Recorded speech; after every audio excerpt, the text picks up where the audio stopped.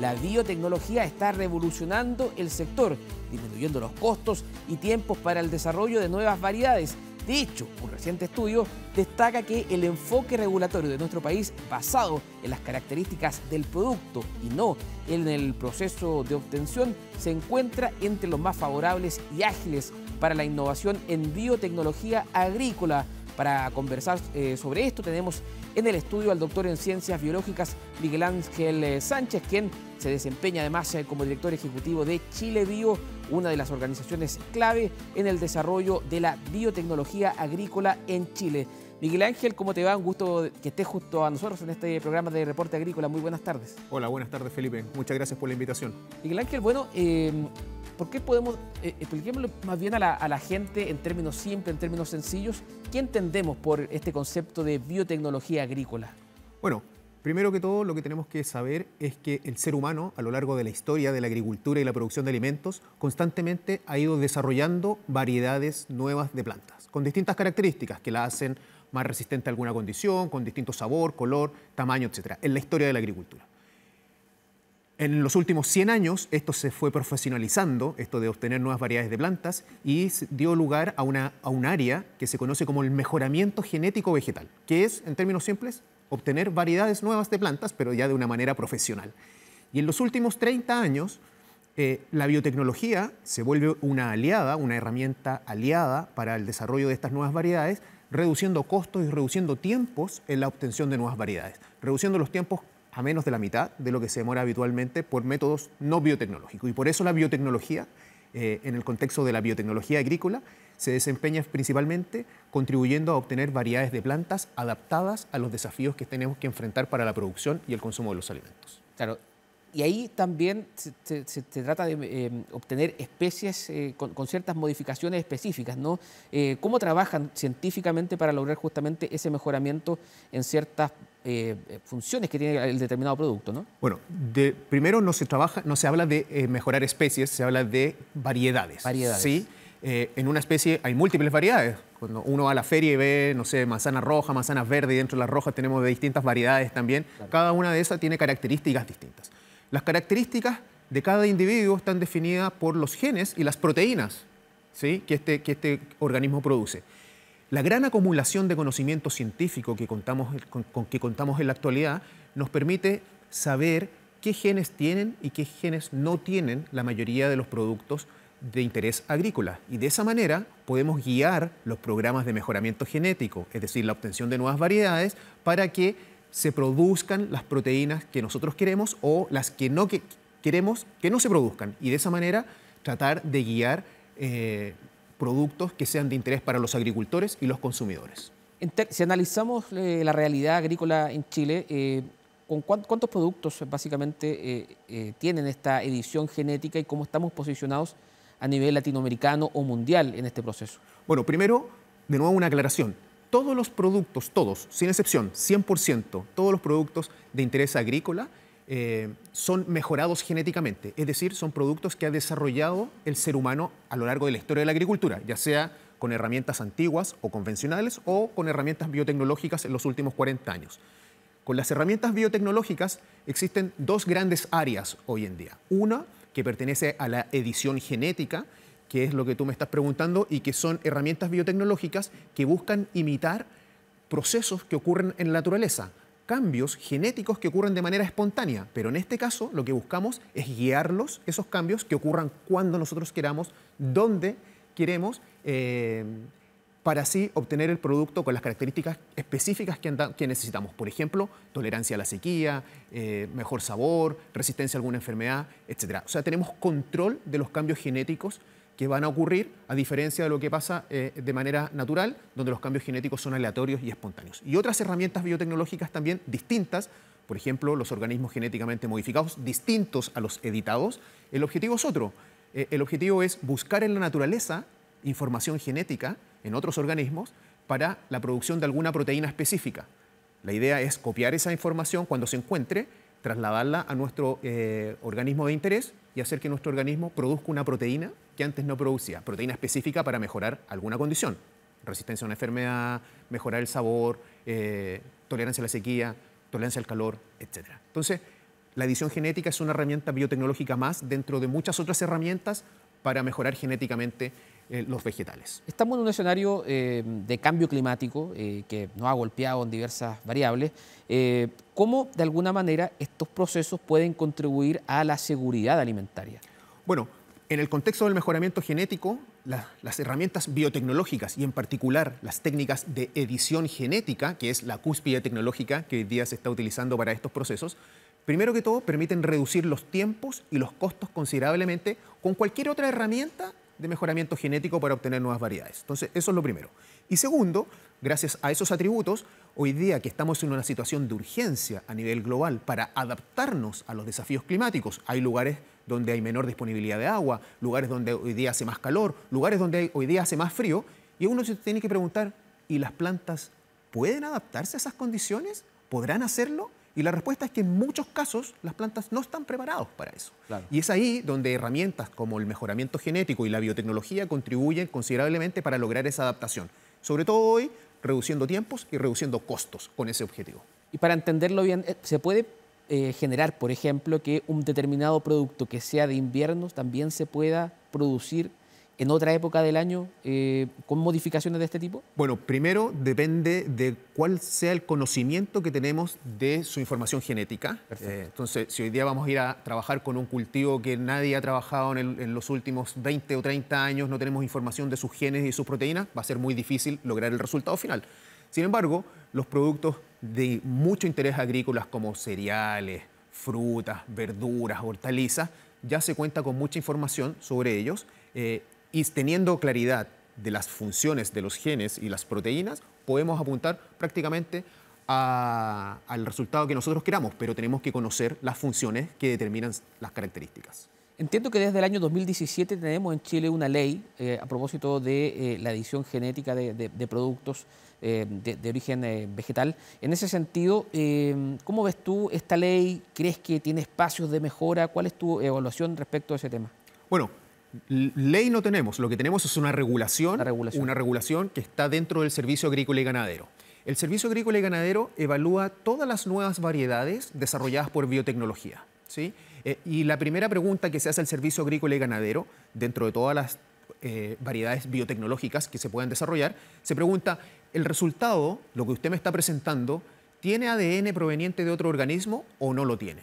Si la respuesta es sí, es decir, que contiene ADN de otro organismo, el resultado es que es un organismo genéticamente modificado y se tiene que someter a todas las pruebas y a las regulaciones de organismos genéticamente modificados. En el caso de la edición genética, no se busca agregar ADN de otro organismo. Entonces, el Servicio Agrícola y Ganadero, cuando llega a una consulta sobre este tipo de productos, su conclusión es que no hay ADN de otro organismo en el producto final y, por ende, la conclusión del SAG es que el producto es convencional o común y corriente, indistinguible de los productos que no hayan sido desarrollados con biotecnología.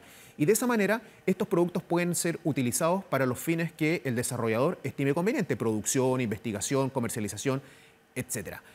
La regulación es una de las mejores a nivel global. Como tú lo dijiste en la introducción, se basa en las características del producto, no en el cómo fue desarrollado el producto. O sea, para el Servicio Agrícola y Ganadero es irrelevante si fue desarrollada con biotecnología o sin biotecnología. Lo que está buscando es que si el producto, las características del producto final, si pudiesen o no tener algún impacto. Entonces, al considerar lo que son productos convencionales, comunes y corrientes, no necesitan ningún manejo ni ninguna evaluación especial, ¿sí? Entonces, además, el Servicio Agrícola y Ganadero se ha ido adelantando a los avances tecnológicos que habitualmente están ocurriendo en esta área. Recuerda que la tecnología avanza mucho más rápido que las regulaciones, pero en este caso el Servicio Agrícola y Ganadero lo que está tratando de hacer es adelantarse, ver cuáles son las tendencias a nivel global y tratar de implementar enfoques regulatorios que ya se preocupen de estas futuras innovaciones. Y de esa manera, en Chile, muchas consultas que se han realizado, consultas regulatorias, han incluido estas innovaciones tecnológicas que en muchos otros países ni siquiera son presentadas porque no existe todavía el enfoque regulatorio que permita su análisis. Y pensando en el futuro, en el mediano y largo plazo, en términos de política pública, ¿qué crees tú que en Chile quizás nos falta para seguir desarrollando proyectos de biotecnología? Bueno, dos cosas son las que nos faltan siempre. Uno es voluntad política para apoyar este tipo de herramientas, ¿sí? A pesar de que en los distintos gobiernos no ha habido mucha voluntad política para el desarrollo de esta área. Esto, a nivel global, estas herramientas, estas tecnologías, hoy día son fundamentales. El futuro de la alimentación y de la agricultura es la biotecnología en todas partes del mundo. Y los estados se han ido dando cuenta de eso y los estados están invirtiendo en el desarrollo de sus propias variedades de plantas por sus centros de investigación, como en Chile podría ser el INIA, el Instituto de Investigaciones Agropecuarias. Se meten la mano al bolsillo, desarrollan sus propias variedades de plantas en tiempos reducidos y cuando tienen los resultados se los transfieren a sus pequeños agricultores y a su agricultura en general, con el propósito de hacer la agricultura más sostenible y avanzar a mejores prácticas agrícolas. En Chile, hoy día, no tenemos iniciativas, en términos de número significativas, que apunten en esa dirección. No hay muchos desarrollos biotecnológicos financiados por el Estado que estén apuntando en esa línea. Entonces, lo primero que falta es voluntad política. Y lo segundo que falta es que estas temáticas, esto que estamos conversando hoy día, que no se enseña en el colegio, que no se enseña en la universidad para la mayoría de la gente, sea sociabilizado de alguna manera. No sé cómo, pero hay que sociabilizarlo. Programas como este contribuyen demasiado. Porque mucha gente le tiene miedo a este tipo de herramientas. ¿Qué le están haciendo a este alimento? ¿Qué le van a hacer? ¿Esto va a ser dañino para la salud, para el medio ambiente, etcétera? Y hoy día el consenso científico es contundente a favor de la seguridad, los beneficios y las potencialidades de estas tecnologías, pero la ciudadanía eso lo desconoce y hay que de alguna manera sociabilizar estos conocimientos a la población. Entonces nos falta voluntad política y comunicación con la ciudadanía. En ese sentido, te quería preguntar por el rol que cumple Chile Bio. En ese sentido, dado tu conocimiento, ¿qué rol cumplen justamente en el sentido del avance de estos proyectos biotecnológicos en nuestro país? Bueno, nosotros primero que todo estamos convencidos, y como lo dije anteriormente, que la biotecnología es el futuro de la agricultura y la alimentación, no solo en Chile, sino que a nivel global.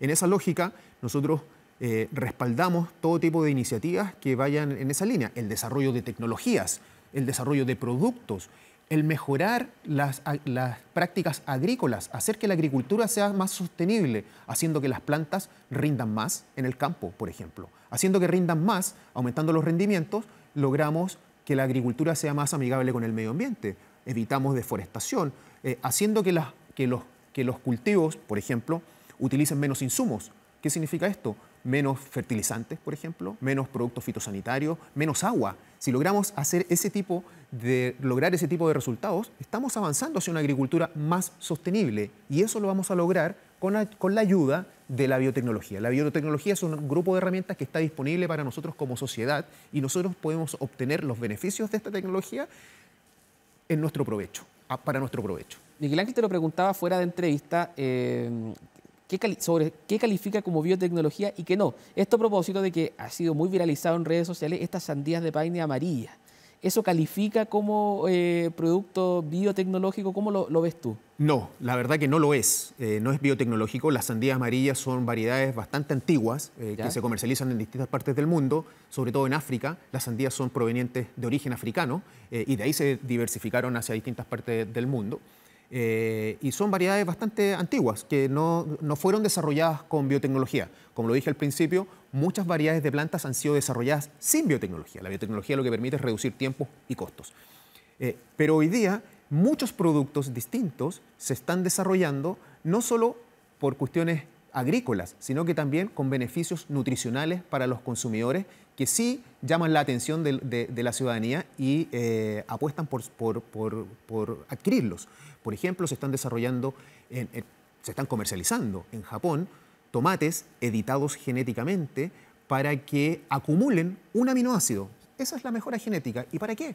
Bueno, porque el aminoácido particular, específico, que acumula, hay evidencia de que permite prevenir enfermedades relacionadas a la hipertensión arterial. Entonces los consumidores cuando consumen ese tomate, el que lo quiera consumir, porque no es obligatorio, por supuesto, el que lo quiera consumir va a tener algún beneficio nutricional. En Estados Unidos existen lechugas editadas genéticamente, las cuales duran el doble de tiempo cuando están refrigeradas. Entonces, una lechuga normal dura 2 semanas. Claro. Luego de las 2 semanas, la lechuga se empieza a poner café, empieza a ponerse media húmeda, mucilaginosa, las hojitas ya comienzan a pudrirse. Claro, y hay que botarla. Claro.